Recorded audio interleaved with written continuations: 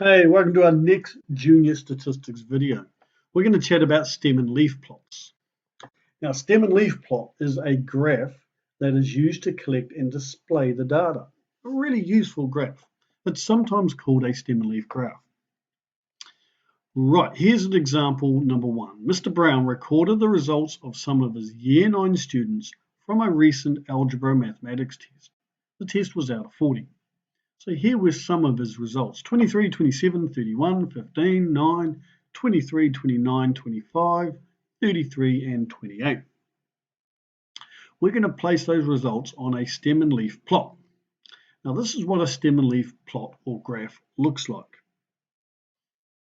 We have a stem down the middle and the numbers on the side represent our leaves. Right, well let's show you how we actually drew it. So the stem down the middle, in this example, because we're talking about values that are in the 0s to 10s to 20s to 30s to 40s, the stem is actually just going to be our 10s column.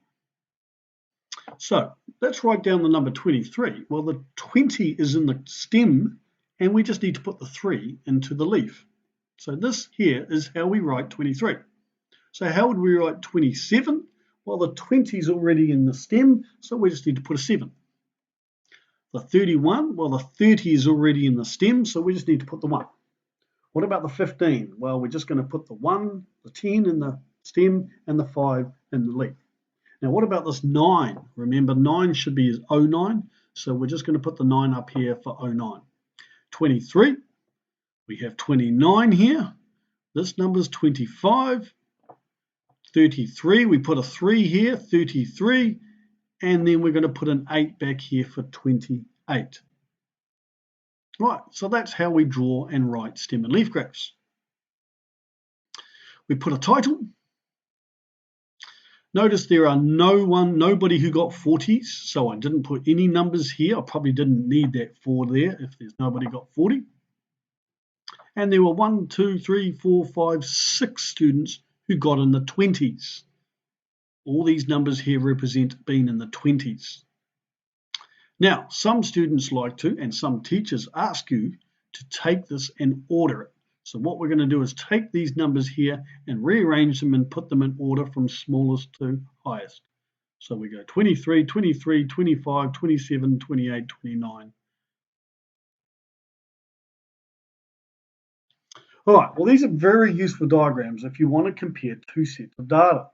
When we place two sets of data onto a stem and leaf graph, we call it a back-to-back stem and leaf plot.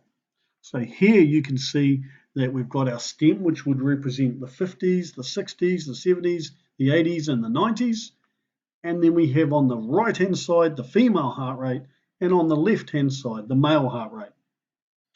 Hopefully you can figure out that the highest female heart rate is 93.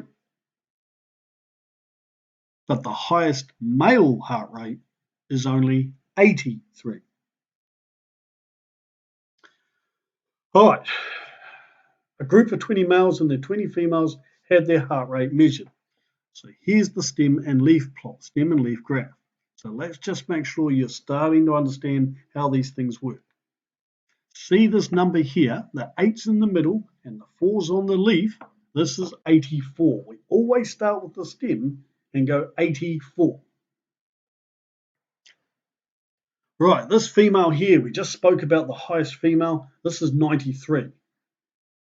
Now, here's a confusing one. Some students might read this as 97, but you start with the stem and read it as 79. And because it's on the left-hand side, it's a male who has a heart rate of 79. This is a male on the left-hand side, and it starts in the stem, 80 is 80. Right, well, there's stem and leaf graphs, stem and leaf plots done. So thanks for listening in.